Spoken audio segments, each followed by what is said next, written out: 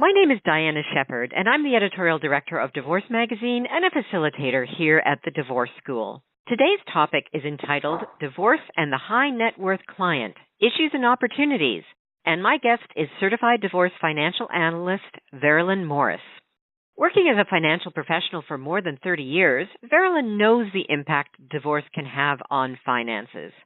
She is qualified as an expert witness, so she has seen how these kinds of divorces play out in court. Welcome, Veralynn.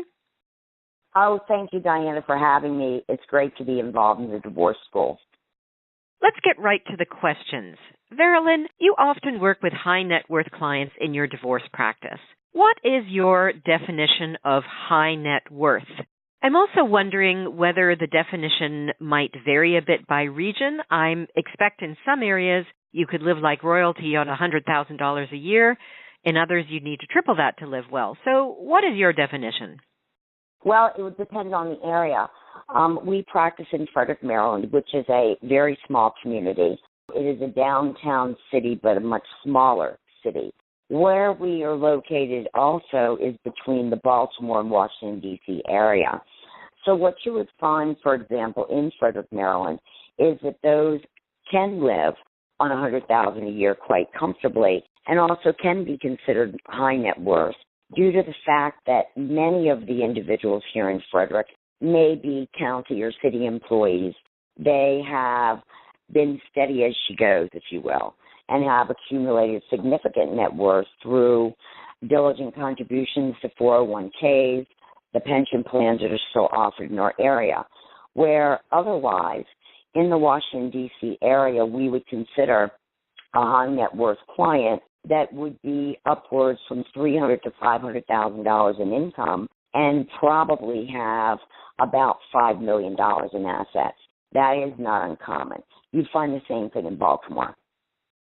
Obviously, spouses who come from wealthy families or those who own lucrative businesses are considered high net worth clients. But what other kinds of clients might be considered high net worth? Well, this is a classification that is primarily used in the financial services industry. And really, there's no clear definition. A high net worth client might be someone who makes typically, as I said before, more than $500,000 a year with a net worth of probably over $5 million.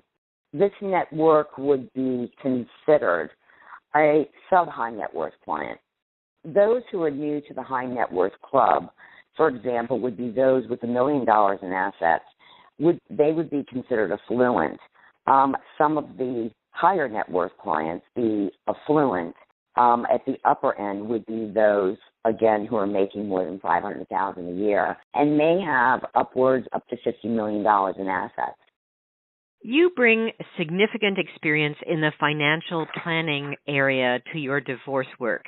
Can you give us an example of how a client could benefit from working with a financial professional with your experience? That's a great question. Experience is the key word here. In my career, it's expanded over 35 years. I have worked in the area of pension plans, actually developed them with plan administrators when they were in vogue. I have worked with large companies in developing their 401ks, so I understand the mechanics of that. There are also other financial products that we've worked with.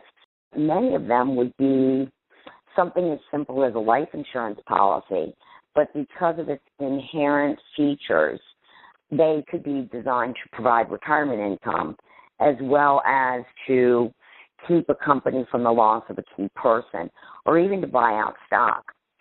So some of these employees that are in these types of plans have reporting that is not so apparent. For example, with what I just mentioned in a life policy, the assets grow on a tax-deferred basis. So the reporting, again, is limited. The executive, however, receives a 1099 based on the economic value of the life insurance face amount on its own. And the economic value would be determined by the Table 1 rates, which is what we call the PS58 rate. So therefore, you can't really tell, and we must uncover those specific employee handcuffs or deferred compensation plans much more deeply because the actual value, which would be the cash accumulation, is much more significant than what would be actually reported. What are the special considerations or challenges that high net worth clients might face during divorce? One that is typical and something that we often see are family-owned businesses. They typically have significant assets within the company that must be preserved. And there's often quite a lot of value in each individual's specific contributions and specialties in that business. We also find that non-family partnerships, many will share jointly in shared retirement plans, namely IRAs, 401ks, pensions, stock options, trusts, real estate holdings, and other properties. As I mentioned before, Diana, golden handcuffs, such as deferred compensation plans, and even executive benefits, such as travel, they have a worth, and much of that is considered marital property. Veralynn, your firm often utilizes a team approach, especially when working with high net worth clients. What professionals would you include on your team for a financially complex divorce? Well, because most divorces have to do with the division of the marital assets, therefore property, we use certified public accountants, for example. We can uncover many assets that might be involved by just looking at the various schedules. For example, a Schedule E would show rental income. If an alternative minimum tax might be applied, that shows that there would be many deductions that would be limited because of an individual's high salary. We can also uncover multiple flow-through businesses, for example, like partnership or ownership in a sub-S corporation on Schedule E as well. We also look at specialized lawyers, particularly the client's own lawyers. One may be their estate planning attorney and another perhaps their corporate attorney. An investment advisor is often utilized, as well as the client's financial planner. And then what's important and sometimes unusual might be appraisers. You may have collectibles. You may have a collection of something that's unique, the appraisal of art, for example. And then very important when there is a business involved would be a business valuation specialist. We find that having that valuation in a business prior to any type of divorce sets the value. It may need to be adjusted as time goes on, but much better to value than, of course, having, for example, the IRS come and value a business where, of course, the valuation would be pegged higher. Can you tell us briefly what is the difference between marital and separate property in divorce? Marital and separate property is often major concerns. What is marital and what is separate? That can sometimes get muddy. Marital property is property acquired during the marriage, and separate property would be property that would be acquired prior to the marriage, for example. However, there needs to be caution that's exercised. For example, inheritance. An inheritance would be considered separate property. However, if any inheritance goes into a joint bank account, why then it would be considered marital. Another is from separate property. At the date of the marriage, the growth of the interest that's accrued would sometimes be considered marital property. And often our suggestion is to open a separate account to deposit any interest or any growth of what might be from separate property so that we do not have any commingling and that we can identify what would be marital. Veralynn, when you're reviewing the proposed division of marital assets, what are some of the most common mistakes that you've seen? What we see often are one of the parties who may consider the short term as opposed to the long term. In the short term, sometimes one party may want to keep the marital home, but they may not have the sufficient assets or the sufficient cash flow in order to maintain the home. But taxes, we see taxes are a very, very big concern. When we look at the division of property, we take into account the taxable and non-taxable assets. For example, the marital home. If one spouse wants the marital home and they go to sell that home, you have exclusions where for each individual you have a $250,000 exclusion, and for a couple you have $500,000. Selling that property would be a tax-free situation, whereas those that would choose retirement assets, for example, those will eventually become taxable. Another might be the division of a brokerage account, for example. You must be very, very careful. You may have a stock that was purchased at $5 a share and the same stock purchased at $10 a share. So you would have a much different situation in terms of taxation. If one spouse inherits significant money or property during the marriage, what can be done to preserve it in the event of divorce? Definitely keep it separate. Never commingle those funds into a joint account, because therefore the structure changes from separate to marital. Another would be the growth of the inheritance. I had a case recently where it was an inherited IRA and also inherited brokerage assets. What we ended up doing was we opened a separate brokerage account, so any of the growth that would be or might be considered marital would be placed into another account so as not to commingle those funds. So that's what we see. You stress that disclosure is always the main focus in your cases. However, why does disclosure take on such significance in high net worth cases? Disclosure is often required. In the beginning of a divorce, you have financial statements that are required. And, of course, much of the information can be gathered through discovery. We find often that some of these assets are either undisclosed or undervalued. And the importance there is to review those documents that are provided, take a deeper look to gain insight, say, as I mentioned before, the tax returns. And we also find that the credibility, if we have assets that are not disclosed or underdisclosed, when that party is sitting in a courtroom, their credibility factor is significantly diminished.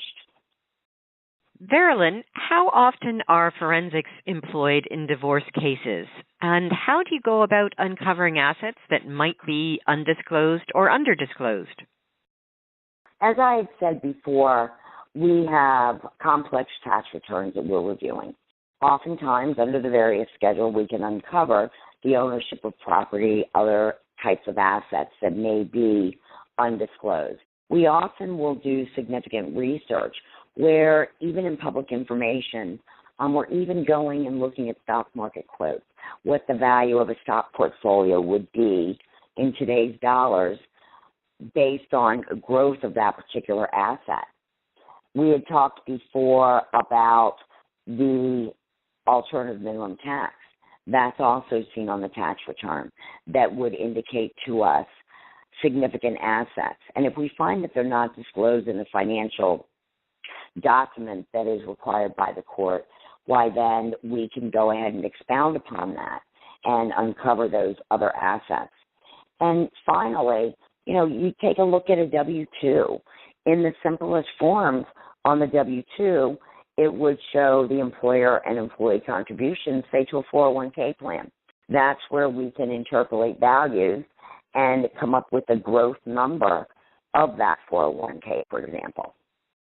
What about marital lifestyle? Does that play a role in the division of assets or perhaps the determination of alimony or child support? Yes, marital lifestyle is an important consideration. And I often ask, how much is enough? We're taking one style of a standard of living that is affordable under one household and then dividing that. And so it's difficult often, even with significant cash flow, to maintain that standard of living, for both parties. We often have to take a look at the discretionary expenses and bring both parties, I like to say, to a sense of reasonableness. Can you still afford the nanny? Can you still afford the vacation home?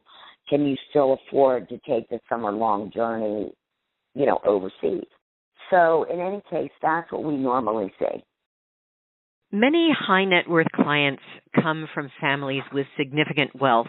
How common are prenuptial agreements in these kinds of marriages, and how well do they really hold up in court? That's also a very good question.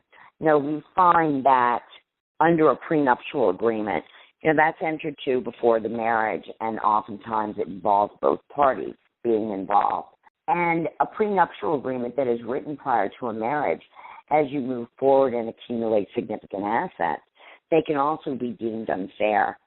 They're generally considered for one individual, and sometimes the cards are stacked on the side of one individual. So they could lack equality in the consideration. In terms of how does it hold up in court, we have seen that the early prenuptial agreement does not or is not consistent with the value of the assets today. We find that many of them can be broken just for that reason, particularly in an equitable distribution state, or perhaps one party had better advice, or that party's attorney may have been the one that would have drafted that document. Sometimes if they have moved to other states, there may be a difference in terms of what would be covered and the validity of that prenuptial agreement. One of the alternatives that we sometimes use would be an asset protection trust. This is typically used to not dilute any type of family wealth in terms of the divorce. What happens often is that type of asset protection trust could be as simple as maintaining separate accounts, or it could be as easy as even having offshore accounts to maintain some of that separate property. And we look at the cost of a prenuptial, for example. A simple prenuptial agreement can be anywhere from, say, $2,500 to $50,000, depending on the complexity and the amount of negotiation that goes into it. Where an asset protection plan for an individual can be done at a much less expensive cost, typically from $1,500 to $18,000. But that's where we find that most parties are going to is the asset protection trust. Those typically will hold up better in court. And finally, I need to get back to the prenuptial agreement. If a party is moved, you have various state laws, and they typically may not be consistent. So that's where we find a problem with the prenuptials, and they often can be broken based on those factors. If the couple didn't have a prenup, is there anything that can be done to protect the finances if divorce is on the horizon? It would be the same thing as we just discussed, and that would be to set up various trusts, one being the asset protection trust, and that could protect the family's finances in a much more substantial and comprehensive way.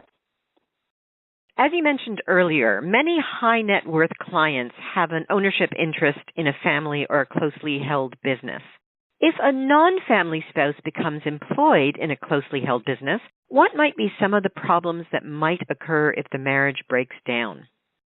Some of those problems might be the need for that spouse to be involved in the business. Perhaps that person becomes a key person.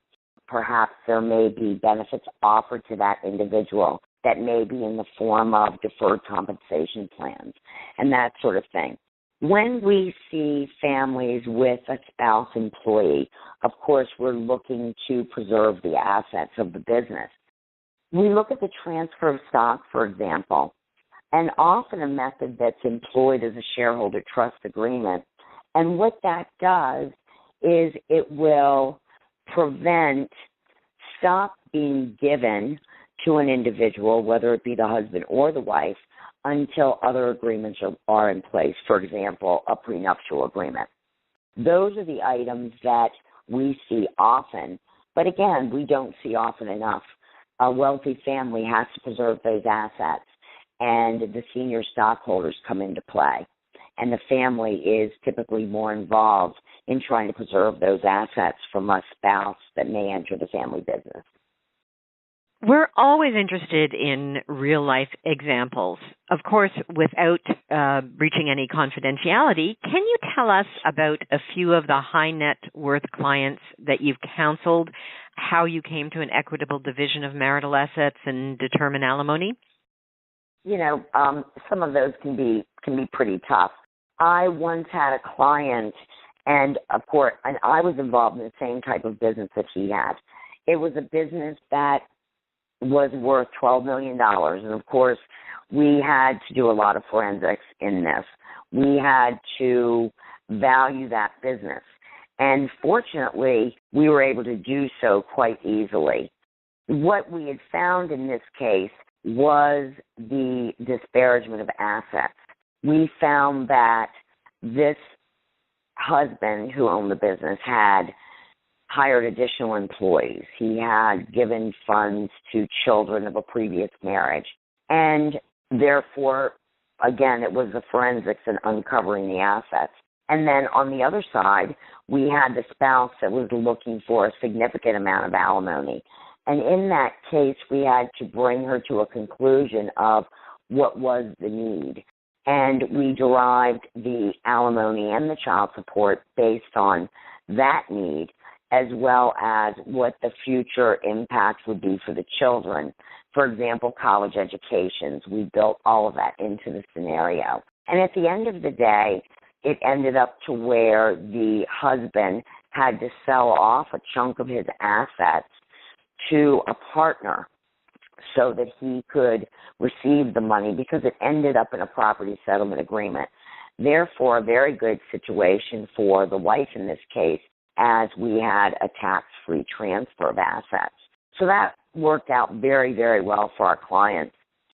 We also had one recently where the income was quite high.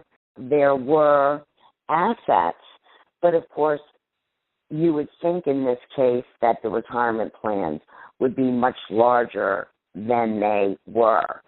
We didn't have to do much forensics because it was pretty clear that this couple had lived well beyond their means. And they have a marital home that's underwater that they can't sell. And the husband, who is a doctor in our town, is still paying for all of the expenses associated with the house. So at this time, what they're doing is just continuing to share the joint bank account. However, what will happen in this case will be a significant amount of alimony, but based on what the numbers look like after the marital home is sold. We used a secondary loan for the husband to take so that he could pay off the balance, so as to avoid any kind of a short sale or some sort of a foreclosure on the property. And in terms of the alimony, the wife had lived a significant lifestyle, and of course her numbers were in the $15,000 to $18,000 range. When we questioned her as to what she would like her future to be and what she thought it would look like, everything pretty much changed in that number. Again, bringing her to a sense of reasonableness and, of course, to a number that the husband could afford. And uncovering those discretionary expenses, for example, we were able to drop the alimony need to about $11,000 a month, which, of course, allowed the husband to be placed in a tax bracket where he could readily afford that higher level of alimony at the $11,000 versus what her actual need was at about $8,000 to $9,000 a month. So those would be some examples of where some of our cases with high net worth clients have fallen. In addition, we look at a particular case where the wife had been home for 33 years, raised the children. She had very little experience out in the workforce, and she needed to go back to school to be rehabilitated. And I really don't like that word, rehabilitated. But she needed to have some training so that she could enter the workforce and make some sort of income, not substantial, but that would be enough so that she could get by, with her alimony. So with that, she also didn't have the opportunity to accumulate significant retirement assets. So in this case, what we did was we knew the husband would continue to accumulate those assets. He was in his 40s. And so what we ended up doing was getting a trade-off where she actually received 72% of the retirement assets. And we invested those funds for her in safe, secure investments consistent with her risk tolerance. And both of them are going to be off to a fairly bright financial future. So those are some of the cases that we worked with recently. Should a high net worth client considering divorce hire an experienced financial professional before hiring an attorney? And if so, why? Absolutely. You know, when we are involved in a case, many times lawyers will come to us and say, we have these items that we cannot solve. You know, can you help us solve them? And those are after the fact. You know, we find, of course, lawyers are not financial professionals. You know, they do not have the securities licenses. They're not typically a CFP, and they're not trained in the division of marital property, particularly high complex types of situations. On the other side, a CDFA or a financial planner is not a lawyer. You know, in our capacity, we can give legal information, but we can't give legal advice. So what we'll do, a client typically will come directly to us and retain us, even if they do have a lawyer, or a lawyer will come to us and retain us. And the reason is that we can get the process started, we can uncover the assets, we can put together a number of different analyses and come up with a financial settlement so as to give the lawyers every opportunity to achieve the best settlement for their clients. So we prepackage, we save a lot of time, and we pretty much can come down to the meat of the financial matter and try to settle the case. And, of course, we're working with definitive numbers, you know, something that is quantitative. And, therefore, you have very little dispute of what a property settlement can be that is equitable and one that can be negotiated well, and actually for the purpose to help each one of the parties involved in the divorce. Veralynn, having worked with many different lawyers with different levels of skills and experience, what would be your recommendation for a high net worth client seeking legal representation? Our recommendation typically is to find a lawyer who is experienced in the financial areas, those that would understand closely held family businesses, those that would understand, you know, investment accounts, and those that would have their own team, if you will, that they can draw upon in order to help us uncover those assets that might be undisclosed, as well as to work with our professionals to come to a suitable settlement without having the attorney that is bent on a fight. We like to work with attorneys who work in the spirit of negotiated settlement, those that are willing to come to a conclusion without having a large court battle. I mean, after all, we have significant assets, and we have not only complex assets, but many different types of assets. That lawyer has to be well-versed in the financial area.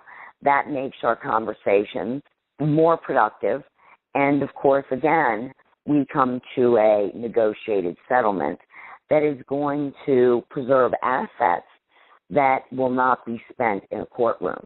And, of course, we all know that when it comes to determining which and what assets, we don't want someone in a black robe deciding on how those assets are going to be divided. So a lawyer, I would say, that we would use would be one who is highly experienced in the financial area. My guest today has been Veralynn Morris, a certified divorce financial analyst with offices in Frederick, Maryland.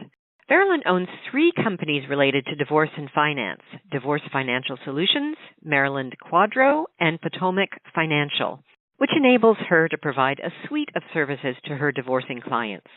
For more information about Veralynn and her firm, please visit her website at www.divorcefinancialsolutions.org.